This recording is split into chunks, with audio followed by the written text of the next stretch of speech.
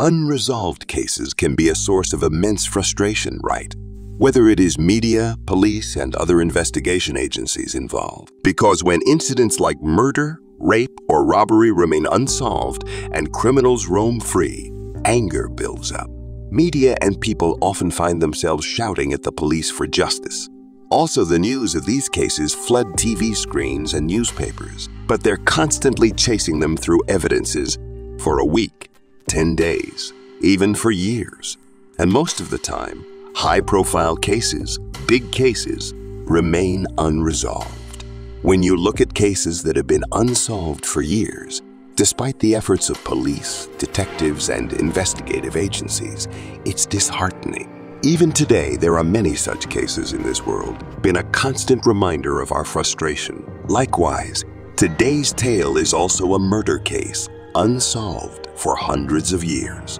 The reasons remain unknown. The mystery unresolved has not been finalized. Here in the story, the family of the victim spend their entire lives waiting for some answers. Some even pass away without ever knowing who committed the crime. Who was the murderer? About what these questions want to be noticed? The criminal? Is there anything more painful than this enduring uncertainty? This is the story of a mother who waited for over 50 years. Yes, more than half a century to find out who took her 4-year-old daughter's life. She wanted to know the killer's name, their face, and the reason behind this heinous act. This is a 75-year-old mystery that still haunts a city, once boasting the world's best police force. A baffling case. A 4-year-old innocent killer and a single red shoe. This case involved a young girl tragically murdered. With her body, a single red shoe was found on her left foot and the other one was never found. A tale of betrayal. It unfolded in Yorkshire, England in 1946. There was a red shoe belonging to a sweet 4-year-old girl, Norma Dale. This shoe vanished, and its discovery led to a chilling realization. The red shoe wasn't just footwear. It became a symbol, a breadcrumb leading to the potential murderer. The shoe's disappearance spoke volumes about the dark underbelly of this seemingly normal household. So what do you think? Is the red shoe a symbol of betrayal? Share your thoughts. Every clue counts in solving the mystery of the red shoe murder case. 1946 was a different era. Parents could let their children play alone without fear. It's 2:30 p.m. Norma Dale's mother, Frances Dale, steps out to buy grapes. Her father, Mr. Dale, is away on work. Mother returns with grapes. As she steps in, father steps out. The cycle of parenting continues. Norma Dale's mother calls her. She needs to sew some clothes for Norma. She measures accordingly. But Norma, a 4-year-old, is not ready to leave her game. She gets angry. Norma's mother reacts. She scolds her, even slaps her. A day in 1946, a glimpse into a different time. Norma Dale, a young girl, vanished one afternoon. It was around 3 p.m. when she left her house. Her mother, Frances, initially thinking Norma was playing outside, soon realized she was missing. She searched the neighborhood, but Norma was nowhere to be found. This was a first, causing her mother to worry. She looked everywhere, but there was no sign of Norma. News of Norma's disappearance spread. Neighbors joined the search, as did Norma's cousins. Yet, there was no clue. Even Norma's father, Cyril, couldn't find her. They searched throughout the night, but to no avail. Norma had disappeared without a trace. The date was September 26, 1946. Norma Dale had been missing for over 15 hours. The next morning, the search resumed. Among the searchers was an 11-year-old local boy, Michael Duffy, around 10. 15A. Duffy made a chilling discovery. He found a girl's body on a piece of wasteland at the bottom of the street near a lorry. It was Norma Dale. Duffy rushed to Norma's house, bringing her father Cyril to the scene. There, they found Norma with no visible wounds, but her clothes were full. The mystery of Norma Dale's disappearance remains unsolved. A haunting memory from 1946. A small town is gripped by fear and sadness. A local resident, Norma, was found dead under mysterious circumstances. Norma's body was discovered 60 yards from her home. Strangely, one of her shoes was missing, the one from her right foot. The area was thoroughly searched for 16 long hours. Despite the efforts, the missing shoe remains a mystery. Eyewitnesses claim they had passed the area multiple times but found no trace of Norma. Her body was eventually found near two closely situated houses. The mystery of Norma Dale's murder continues to haunt the small town, leaving more questions than answers. The mysterious murder of Norma Dale has sparked an intense investigation. Two key figures have emerged in the case. Mr. Glover's house was a mere 4 feet from where Norma's body was found. His lorry was parked nearby. He claims he parked it around 5:30 type before Norma disappeared. He insists he never went near the lorry again. Mr. Albert Langan's house was just outside the fence, alarmingly close to the crime scene.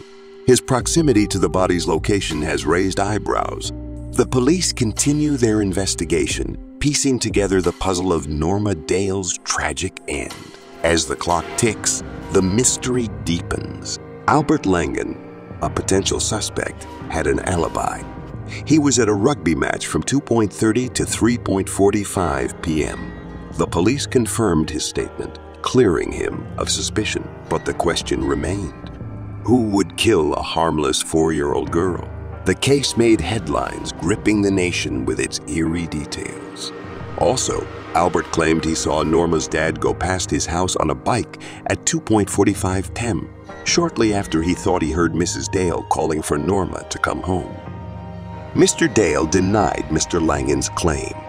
A post-mortem report revealed the cause of death: strangulation. This shocking detail intensified the mystery. The police continue their investigation, determined to solve this tragic case. Each person's record was meticulously checked. The police had one goal: find the red shoes. They believed these shoes held crucial evidence. So, they scoured a 10-acre wasteland, cutting down trees and bushes. Hundreds of police officers were deployed. They matched statements, searched tirelessly, but found no clue. The red shoes remained elusive. Despite the intense search, the shoes were never found. Time passed, and the case continued in this cold region. The mystery of the red shoes remains unsolved. When local Yorkshire police hit a dead end, they sought help from Scotland's renowned detectives. Known for their meticulous research, they embarked on a lengthy investigation. Despite breaking all records, their efforts yielded no evidence. Time passed, and the mystery of Norma Dale's murder remained unsolved. During this time, a new figure emerged: Alan Powell, Norma's cousin, who was 8 years her senior. Now, around 80 years old, Alan is still alive. Alan later provided a statement. He recalled the days following the incident, stating he was at home with his parents. But what more could he reveal about the tragic fate of Norma Dale? Had a conversation that left you puzzled? That's exactly what happened to Alan Powell. Alan was talking to someone, a relative of his. He couldn't tell if they were male or female just by their voice. Meanwhile, his parents were chatting nearby. While pretending to read a comic, Alan was actually eavesdropping on his parents. They were discussing something intriguing, a mystery surrounding someone named Norma. Alan overheard the last 10 minutes of their conversation. Shockingly, they mentioned the name of Norma's alleged murderer. But without proof, Alan couldn't share this information. Alan Powell confessed he didn't know who the person he was talking to was. A mystery wrapped in an enigma, just like the story of Norma and her unknown cousin. A baffling mystery surrounds a single red shoe. Norma's cousins, Brandel and his wife Beth, were close to the mystery. They spent time together, sharing moments and memories. Brandel and Beth have since written a book about his cousin's murder, although it was never published. The title, A Nod to a Missing Shoe, a clue in an unsolved case. In their book, they made a bold claim. They wrote the name of the killer, a shocking revelation. Norma's mother wanted the book published. She hoped for justice, for closure, but the killer's name in the book could reach his family. A chilling thought, a dangerous possibility. The mystery of the one red shoe continues. Meet Brandel and Beth, two individuals who dared to challenge the status quo. They were threatened with dire consequences if they published their book. Fear was a constant companion, but they didn't back down. Why did they write the book? They wanted to shed light on a complex case, working alongside police and detectives, even those from Scotland. Their research was meticulous. They pored over about 30 case files, analyzing each detail. This wasn't a hasty decision, but a calculated risk. Despite the threats and the fear, they wrote the book. They had no concrete proof, but they believed in their cause. Brandel and Beth's story is a testament to courage and the pursuit of justice.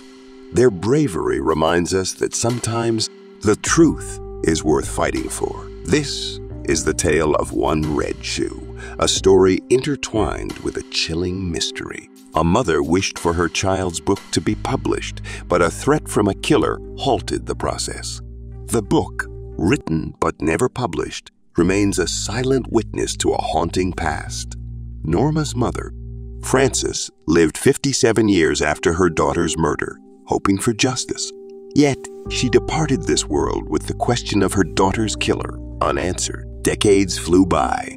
Norma's father passed away, cousins grew up, and 70 years slipped through our fingers. Suddenly, after 70 years, Yorkshire police turned their attention to old, cold cases. The mystery of One Red Shoe resurfaced, waiting to be solved. They said, "Let's remove this. What's in it?" This sparked the memory of Norma's case. In 2016, Yorkshire police decided to reopen Norma's case. They asked if her family members had any new information, proof, or clues. Norma's cousin had made a claim in a book, even naming the killer. This led to the case's reopening.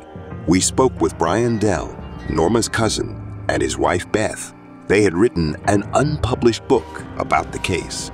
Another cousin recalled overhearing a conversation about the murderer while reading a comic. But now, his parents, who were part of this case, have passed away. Norma's murder was brutal. Her throat was crushed, indicating the killer was no child or weak person. This detail paints a grim picture of the crime scene. If the murderer was around 30 at the time, they'd be 105 now. If they were 25, they'd be 100. The harsh reality is, even if the case is solved, Norma's killer is likely not alive. On September 21, 1946, between 2:30 and 3:45, Norma was playing near houses. She saw something she shouldn't have. The theory is that Norma saw something in one of those houses, something that cost her life. The person or people in that house got scared to hide the truth, and they killed Norma. The case remains unsolved, but it shouldn't be forgotten. The family has the right to know the truth. Let's keep seeking justice for Norma.